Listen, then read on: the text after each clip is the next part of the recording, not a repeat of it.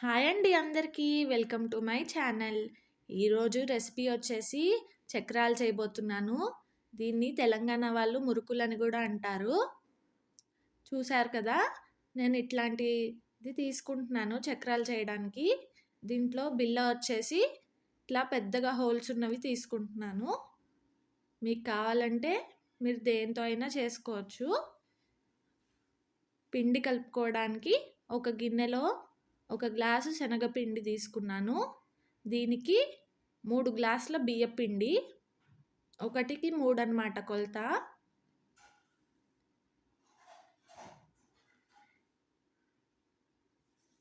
ఇందులోనే కొద్దిగా ఉప్పు మరియు తగినంత కారం వేసుకుంటున్నాను.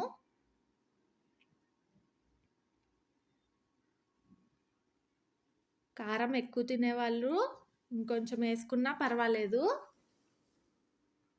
ఇప్పుడు కొద్దిగా వాము వేసుకుంటున్నాను. వాము దంచేసుకోవచ్చు లేదా డైరెక్ట్గా కూడా వేసుకోవచ్చు అండి. ఇప్పుడు దాన్ని మంచిగా కలిపేసుకొని ఒక పక్కకు పెట్టుకొని బాండీలో వేడి నూనె కాచాలండి. నూనె బాగా కాగినాక అందులో వేసి కలిపేయాలి. ముందుగా ఒకసారి గరిటెతో కలుపుకున్నాక తర్వాత చేత్తో కలుపుకుందాము.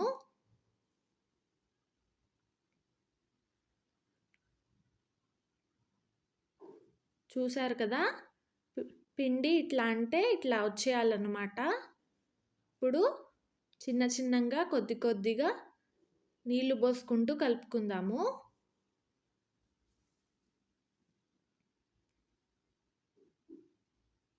చపాతీ పిండిలాగా గట్టిగా కాకుండా దానికంటే కొంచెం పల్చగా కలుపుకోవాలి. చూశారు కదా, ఈ విధంగా రావాలి. ఇప్పుడు ఒక బాండీలో నూనె పోసుకుందాము.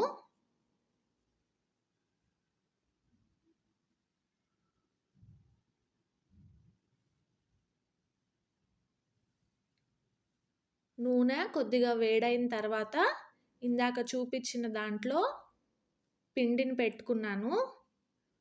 చూస్తున్నారు కదా, ఈ విధంగా వేసుకోవాలి.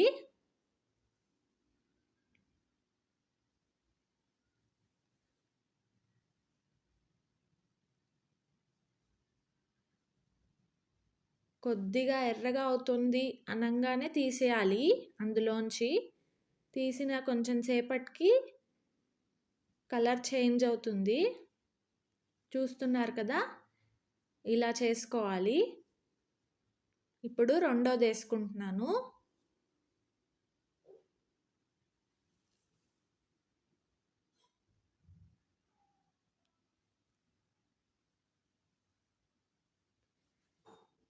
నేను చెప్పిన కొలతల్లో కలుపుకుంటే గనక కర్కర్లాడుతూ వస్తాయి చక్రాలు. లో ఫ్లేమ్లో పెట్టుకొని చేయండి. హై ఫ్లేమ్లో పెడితే లోపల పిండిగానే ఉంటుంది, పైకి మాత్రం ఎర్రగా అయిపోతుంది.